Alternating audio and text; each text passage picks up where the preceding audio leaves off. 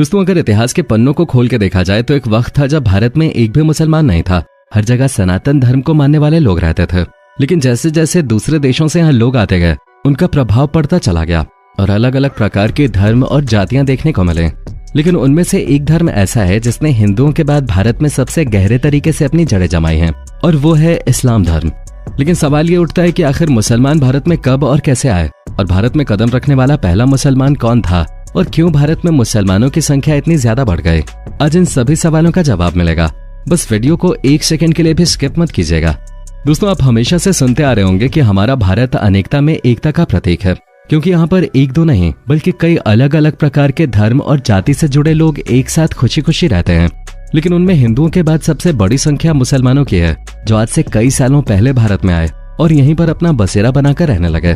शुरुआती समय में भारत के ऊपर कई बार मुगलों ने आक्रमण किया, लेकिन सफल न होने के कारण उन्हें निराशा का सामना करना पड़ा। जिसके बाद मुसलमानों ने छल कपट को अपना हथियार बनाया और धोखे से भारत की धरती पे घुस गए, और तब से लेकर अब तक वो भारत का हिस्सा बन गए हैं। हाँ, ये बात सच है कि इस वक्त देश के कई सारे मुसलमान गर्व से खुद को भारतीय बताते हैं। लेकिन इस बात को भी झुठलाया नहीं जा सकता कि मुसलमानों ने शुरुआत में घुसपैठ करके अपनी आबादी भारत में बढ़ाई। शुरुआत में किसी को भी ये अंदाजा नहीं था कि बार बार भारत के अंदर घुसने की कोशिश करने वाले मुगल इतने अंदर तक चले आएंगे कि यहाँ पर अपनी जड़ें जमा लेंगे। इतिहासकारों की माने तो सबसे पहले मुगल साम्राज्य के लोग भारत के अंदर व्यापार करने आए थे, और वो काफी लंबे समय तक यहाँ व्यापार करते भी रहे। बिना किसी हिंसा के, बिना किसी जोर जबरदस्ती के वो अपने सामान को अपने मुल्क से भारत लाते और यहाँ बेचकर वापस अपने मुल्क चले जाते थे। हालांकि कई सारे सूफी संत भी रहे हैं जो भारत आए और उन्होंने अपने धर्म का प्रचार प्रसार किया, लेकिन उन्होंने भी कभी किसी के ऊपर जोर जबरदस्ती नहीं की या फिर हमला नहीं किया। वो अपने धर्म से जुड़ी ज्ञान की बातें लोगों को बताते और आगे बढ़ते चले जाते। लेकिन भारत के ऊपर बुरी नजर डालने वाले कुछ ऐसे भी लोग थे जो यहाँ न व्यापार करना चाहते थे और न ही अपने धर्म का प्रचार। उन्हें तो सिर्फ भारत पे राज करना था, फिर चाहे उसके लिए उन्हें साम दाम दंड भेद कोई भी रास्ता क्यों न अपनाना पड़े। दोस्तों, मुसलमानों का भारत में आना और इस्लाम धर्म का भारत में पनपना, इन सब की शुरुआत सन 711 से हुए थे, और यही वो साल था जब मुसलमानों ने स्पेन में भी अपने कदम रखे थे। असल में कुछ मुसलमान नागरिक और जहाजों को कुछ समुद्री लुटेरों ने बंधक बना लिया था, जिसे छुड़ाने के लिए वो भारत आए। क्योंकि जिस जगह पर उनके जहाज को बंधक बनाया गया था, वो जगह सिंध के राजा दाहिर के राज्य में आते थे। अपने राजनीतिक और कूटनीतिक प्रयासों के असफल होने के बाद बगदाद के हज्जाज बिन यूसुफ ने 17 साल की उम्र के बिन कासिम को एक छोटी सी सेना के साथ राजा दाहिर से युद्ध करने के लिए भेजा। जब राजा दाहिर और बिन कासिम के बीच युद्ध हुआ तो 17 साल के बिन कासिम ने सिंध के राजा को बहुत ही बुरी तरीके से हरा दिया और उसके राज पर कब्जा कर लिया, जिसके बाद से ही भारत में इस्लाम धर्म की शुरुआत हुई। क्योंकि बिन कासिम वो पहला राजा था जिसने किसी भारतीय राजा को शिकस्त दे थे।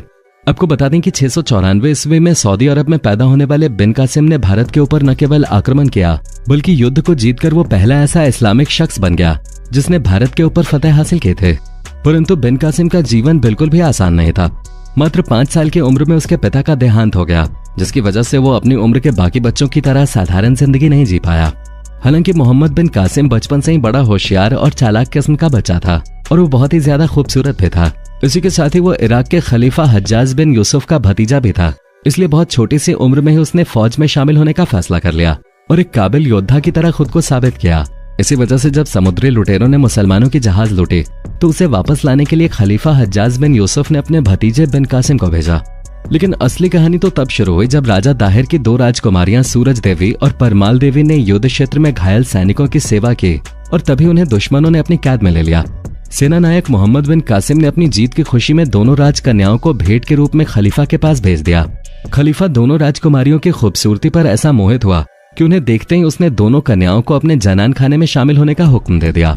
लेकिन राजकुमारियां बहुत चतुर थे। उन्होंने अपनी चतुराई का इस्तेमाल करके कासिम को सजा दिलवाई। पर जब राजकुमारियों के इस धोखे के बारे में खलीफा को पता चला तो उसने राजकुमारियों का कत्ल करने का आदेश दिया। जिसके बाद दोनों राजकुमारियों ने खंजर निकाला और कहा कि दुश्मनों के हाथों मरने से अच्छा है कि सिंध के इस रक्त से प्राण त्याग दिए जाएं। इसके बाद दोनों ही राजकुमारियों ने एक दूसरे के पेट में खंजर भोंक दिया, और इस तरह से सिंध के अंतिम हिंदू शासक और उनके घर की महिलाओं ने अपनी मिट्टी के लिए अपनी जान दे दी।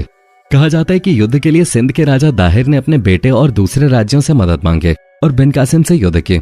लेकिन काफी मुश्किलें झेलने के बाद बिन कासिम ने सन 713 में फतेह हासिल कर ले और मात्र 19 साल की उम्र में कश्मीर से लेकर पंजाब तक अपनी हुकूमत जमा ली।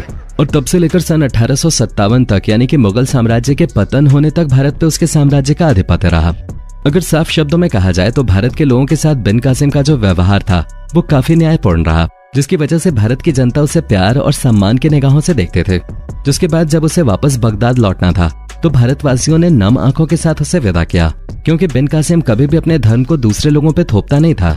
उसने ये चीज साफ कह दी थी कि जिसे इस्लाम धर्म कबूल करना उसका स्वागत है, लेकिन जिसे नहीं करना वो अपने धर्म पे टिका रह सकता है। वैसे दोस्तों, ये कहावत तो आपने भी सुनी होगी कि समय का पहिया कभी भी किसी पे भी भारी पड़ सकता है, और ये बात सच भी है, जिसका अंदाजा आपको बिन कासिम की मौत के बारे में सुन के लग जाएगा, क्योंकि वो इंसान जिसने छोटे से उम्र में बड़े बड़े लोगों को धूल चटाई हो, उसे इस तरह की मौत मिलना वाकई में आश्चर्यजनक था। आप ये जानकर हैरान रह जाएंगे कि अपनी जिंदगी की शुरुआत से ही एक योद्धा की तरह लड़ने वाला मोहम्मद बिन कासिम मात्र 20 साल की उम्र में भगवान को प्यारा हो गया था।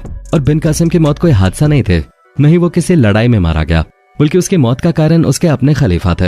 अगर देखा जाए तो मोहम्मद बिन कासिम की मौत के बारे में इतिहासकारों ने कई अलग अलग तरह की बातें बताई हैं, लेकिन उनमें से एक बात बहुत ही ज्यादा मशहूर है, जिसके मुताबिक सन 714 में इराक के खलीफा हिजाज बिन यूसुफ, जो कि बिन कासिम के चाचा भी लगते थे, उनकी मौत हो गई थी। जिसके बाद सुलेमान बिन अब्दुल मलिक खलीफा की गद्दी पे बैठा, जिसके बाद उसने हिजाज बिन यूसुफ के सभी करीबी रिश्तेदारों को एक एक करके मौत के घाट उतारना शुरू कर दिया, क्योंकि उसे मालूम था अगर पुराने खलीफा से जुड़े लोग रहेंगे तो उसे शासन नहीं करने देंगे। इसलिए उसने सबसे पहले अपने दुश्मनों को किनारे करना शुरू किया, जिनमें से एक मोहम्मद बिन कासिम भी था, जो रिश्ते में पुराने खलीफा का भतीजा लगता था, और साथ ही एक बहुत शानदार योद्धा भी था, जिसे जिंदा रखना सुलेमान बिन अब्दुल मलिक के लिए सही नहीं था। इसीलिए सबसे पहले तो मोहम्मद बिन कासिम को भारत से इराक बुलाया गया, और जैसे ही मोहम्मद बिन कासिम इराक पहुंचा, उसे तुरंत बंदी बना लिया गया, और कैद में ही उसके ऊपर इतने जुल्म किए गए कि उसकी बहुत ही बेरहमी से मौत हो गई, और वो भी सिर्फ 20 साल की उम्र में। लेकिन दोस्तों, अगर असल मायने में देखा जाए तो मोहम्मद बिन कासिम न केवल एक बेहतरीन योद्धा था, बल्कि एक बेहतरीन शासक भी था, जिसने अपने शासनकाल में किसी के ऊपर भी अत्याचार नहीं किया। हालांकि इसके बाद जरूर एक से बढ़कर एक ज़ुल्मी मुस्लिम शासक भारत में आए, और उन्होंने न केवल भारत को लूटने का काम किया, बल्कि अपने धर्म को भी भारतवासियों पे थोपा। औरंगजेब और शाहजहां जैसे कुछ मुगल शासक तो ऐसे भी थे जिन्होंने जबरदस्ती लोगों को इस्लाम धर्म कबूलने पे मजबूर किया, और जो लोग ऐसा नहीं करते थे उन्हें मौत की सजा सुना दी जाते थे। और यही वजह है कि सालों तक देश में मुगलों का शासन होने के कारण आज भारत में दूसरे नंबर पर सबसे ज्यादा मुस्लिम आबादी रहती है। एक समय में घुसपैठियों की तरह भारत के अंदर आने वाले मुसलमान अब भारत का हिस्सा बन गए हैं, और इस देश और यहाँ के लोगों के साथ इस तरह जुड़ गए हैं जैसे कि वो हमेशा से ही यही रहते हुए आ रहे हो। तो दोस्तों, ये थी भारत में इस्लाम धर्म के पनपने की पूरी कहानी। इसके बारे में आप क्या कहना चाहते हैं, कमेंट में बताना बिल्कुल ना भूलें। और हाँ, इसी तरह के वीडियोस को देखते रहने के लिए चैनल के सब्सक्राइब बटन को अभी के अभी दबाकर हर रोज इन वीडियोस का मजा उठाएं।